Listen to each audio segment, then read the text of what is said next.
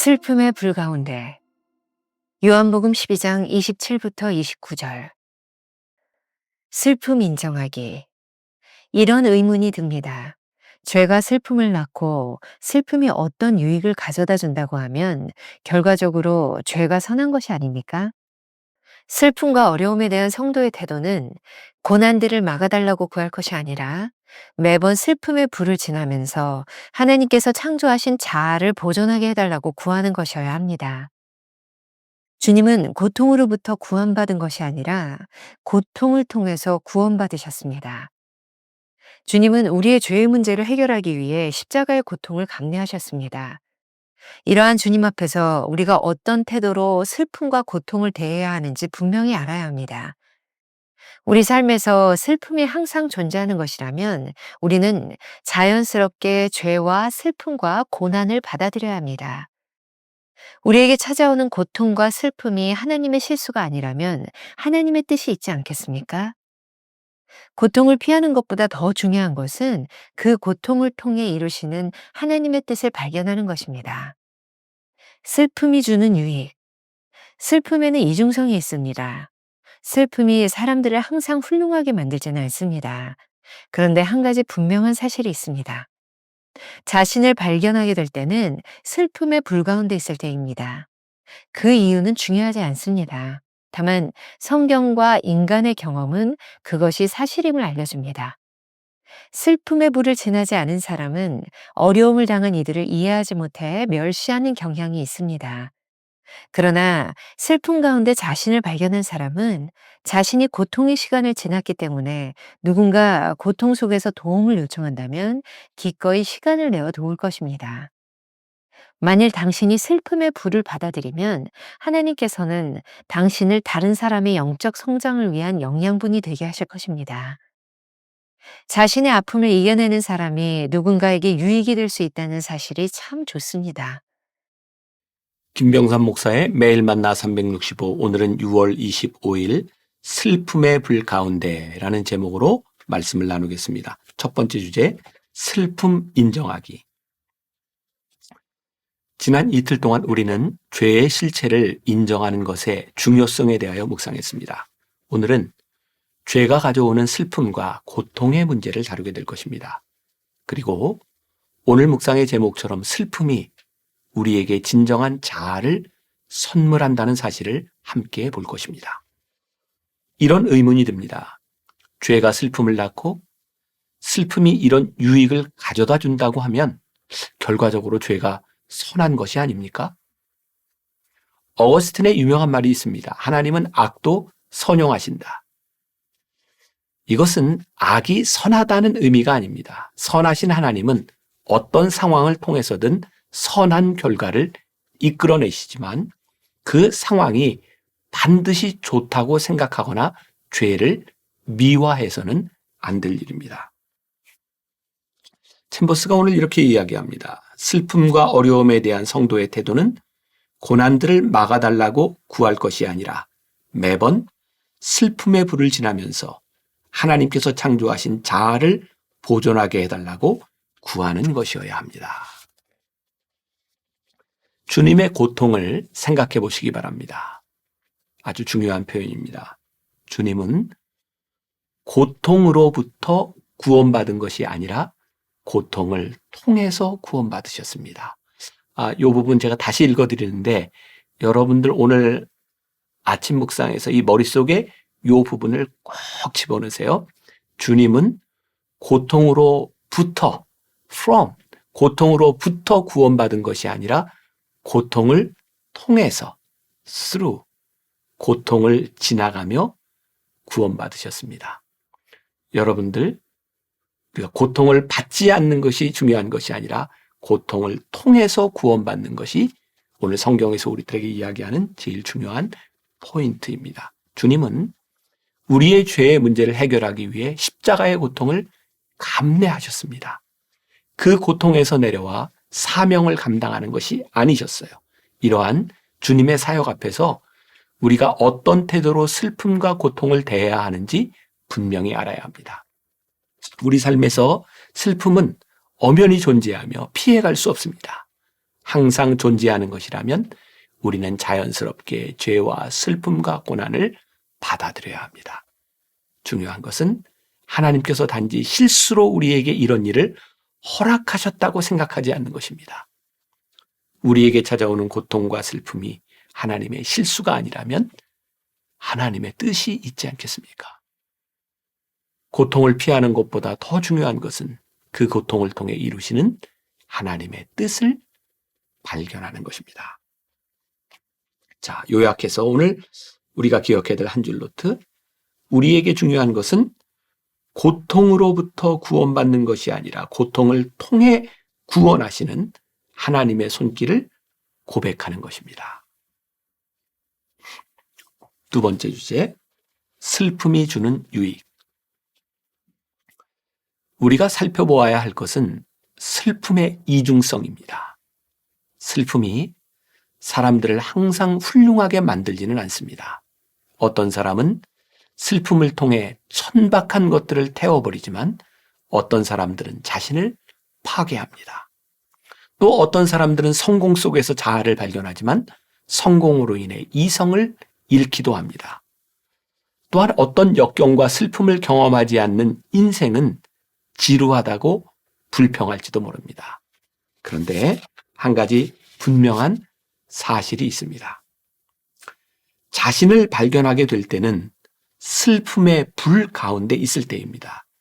그 이유는 중요하지 않습니다. 다만 성경과 인간의 경험은 그것이 사실임을 알려줍니다. 슬픔의 불을 지나지 않은 사람은 어려움을 당한 이들을 이해하지 못해 멸시하는 경향이 있습니다. 그러나 슬픔 가운데 자신을 발견한 사람은 자신이 고통의 시간을 지났기 때문에 누군가 고통 속에서도 도움을 요청한다면 기꺼이 시간을 내어줄 것입니다. 슬픔이 주는 유익은 이것입니다. 챔버스의 말입니다. 만일 당신이 슬픔의 불을 받아들이면 하나님께서는 당신을 다른 사람의 영적 성장을 위한 영양분이 되게 하실 것입니다. 챔버스의 표현이 이랬다면 제가 쓰는 표현으로 바꾼다면 이런 말이 될 것 같아요. 여러분들의 상처가 사명이 될 수 있습니다. 여러분들의 상처가 그리스도 안에서 구속이 되고 그리스도 안에서 새로워지면 그 상처는 사명으로 쓰여집니다. 그래서 그런 말이 있죠. 상처라고 하는 스카, 이 말의 단어만 하나를 딱 고치면 스타, 별이 된다. 상처가 별이 되고 사명이 될 수 있는 거죠. 자신의 아픔을 이겨내는 사람이 누군가에게 유익이 될 수 있다는 사실이 참 좋습니다. 미국의 흑인 노예 해방에 큰 자극제가 되었던 책이 있습니다. 엉클 톰스 캐빈.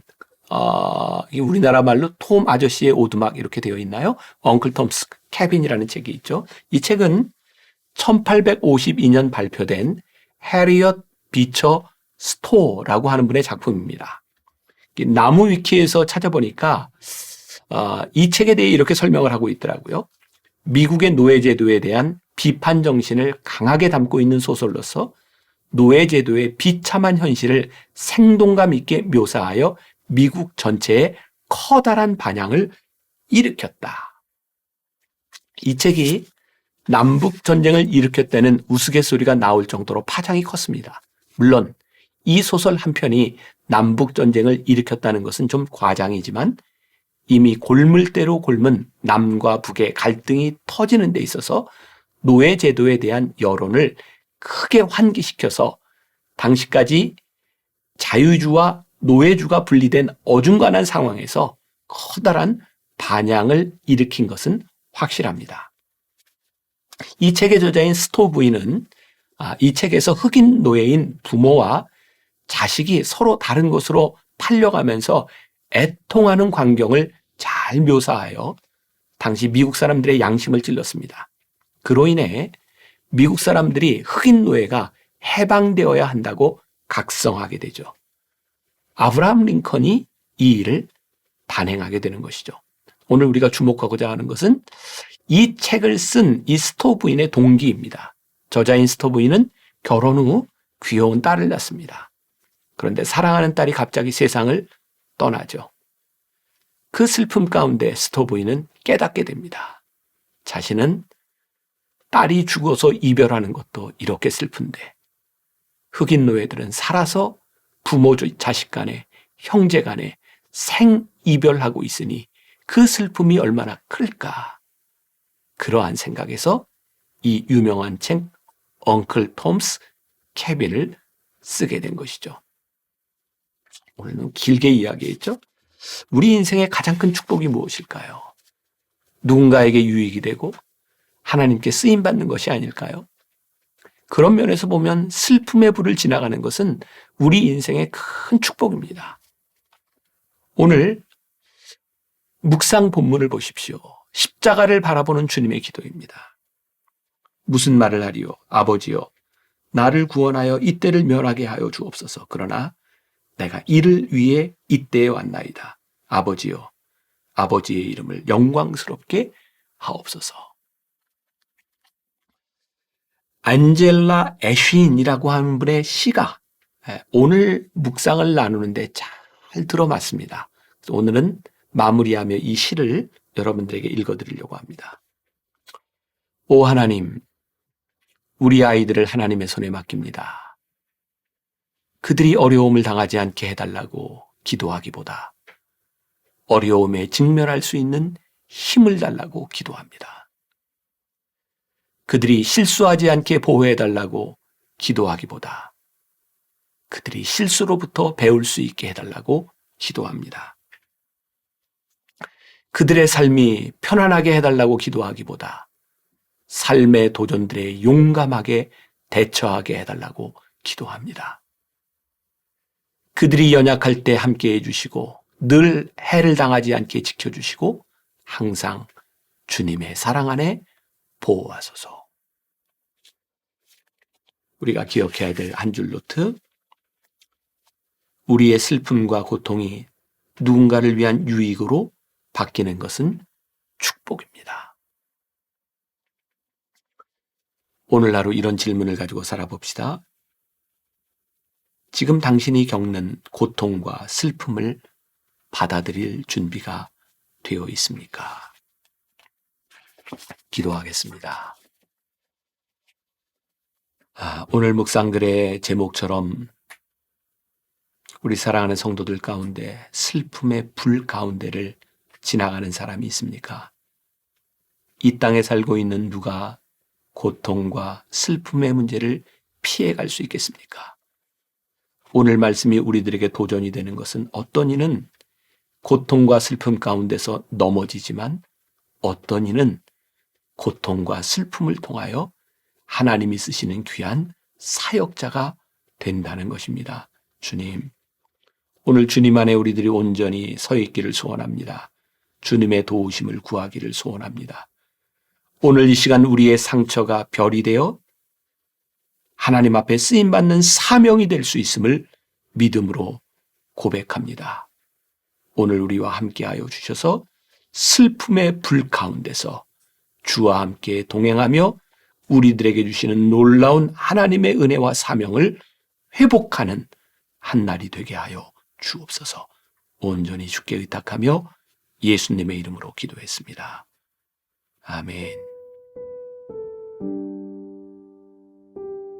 우리에게 중요한 것은 고통으로부터 구원받는 것이 아니라 고통을 통해 구원하시는 하나님의 손길을 고백하는 것입니다.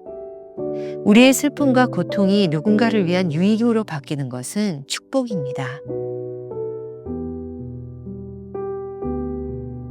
지금 당신이 겪는 고통과 슬픔을 받아들일 준비가 되어 있습니까?